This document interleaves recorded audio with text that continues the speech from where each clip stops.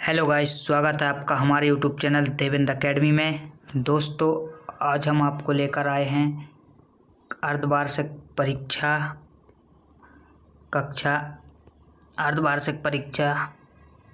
कक्षा 9वीं 2023 सामाजिक का पेपर, जो कि आपका 11 तारीख को होने वाला है सुबह 9 बजे से। तो आप यहाँ पर कुछ निर्देश हैं जिसमें दर्शाया गया है प्रश्न 1 से 5 तक 1 अंक के क्वेश्चन हैं, जो कि 30 नंबर के रहेंगे प्रश्न 1 से 5 तक के, और 6 से 17 तक 2 अंक के क्वेश्चन रहेंगे जिसकी शब्द सीमा रहेगी 30। इसके बाद चौथा पॉइंट है 18 से 20 तक के 3 अंक के क्वेश्चन हैं जिनकी शब्द सीमा है 75 अंक की और 75 शब्द की। इसके बाद 21 से 23 तक के 4 अंक के क्वेश्चन हैं जिनकी शब्द सीमा है 120 तक। तो आइए हम आपको क्वेश्चनों की ओर लेके चलते हैं। यहाँ पर पहला क्वेश्चन हमारा, सही विकल्प चुनकर लिखिए। 6 विकल्प हैं यहाँ पर 6 नंबर के।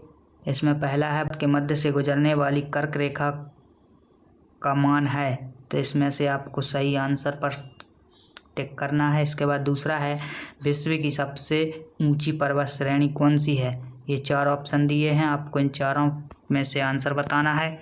इसके बाद इसका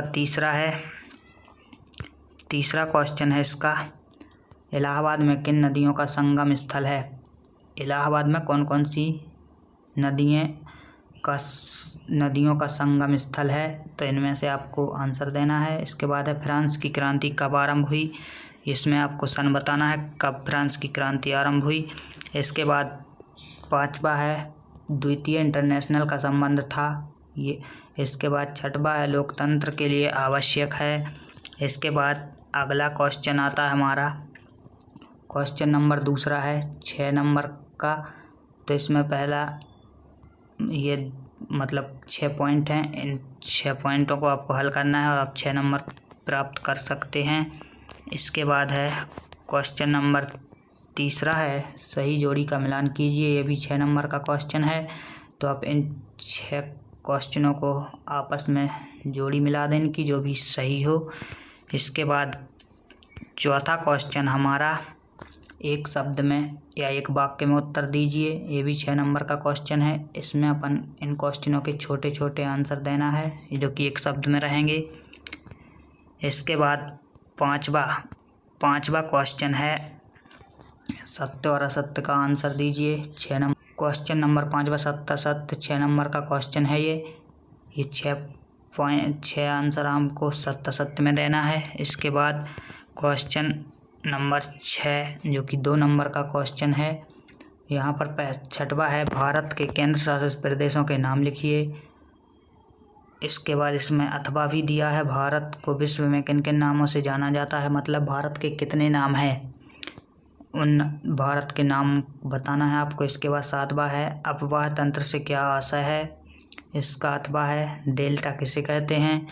इसके बाद नेक्स्ट है हमारा, नेक्स्ट क्वेश्चन है 8वां, भारत की जलवायु को प्रभावित करने वाले कारक कौन कौन से हैं। इसका अथवा है मौसम और जलवायु में अंतर, यहाँ पर डिफरेंस लिखना है। इसके बाद 9वां है मैंग्रोव वन की 2 विशेषताएं लिखिए, 2 नंबर का क्वेश्चन है। अथवा में है मध्य प्रदेश में पाए जाने वाले वन्य प्राणियों के नाम। तो ये तो आपको पता ही होगा कि कौन कौन से वन्य प्राणी हैं जो हमारे मध्य प्रदेश में पाए जाते हैं वनों में रहने वाले। इसके बाद 10वां क्वेश्चन है क्रांति पूर्व फ्रांसीसी समाज में सत्ता और समाज की हैसियत को अभिव्यक्त करने वाली श्रेणी कौन सी है, उसका नाम बताना है, 2 नंबर का है। इसके बाद है अथवा आतंक का राज किसे कहते हैं। 11वां है कार्ल मार्क्स का पूंजीवाद पर क्या विचार था। इसका अथवा है द्वितीय इंटरनेशनल क्या था। इसके बाद 12वां क्वेश्चन हमारा, रबी और खरीफ की फसल में अंतर बताइए, कोई 2 अंतर बताना है। इसके बाद है नाथसी शब्द की उत्पत्ति कैसे हुई। इसके बाद 13वां क्वेश्चन है लोकतांत्रिक सरकार क्या होती है। इसका अथवा में है संविधान क्या है। इसके बाद अगला क्वेश्चन है हमारा क्वेश्चन नंबर 14 है, लोकतांत्रिक चुनावों के लिए जरूरी न्यूनतम शर्तें क्या हैं। इसका अथवा है लोकसभा के लिए आरक्षित सीटों की संख्या लिखिए।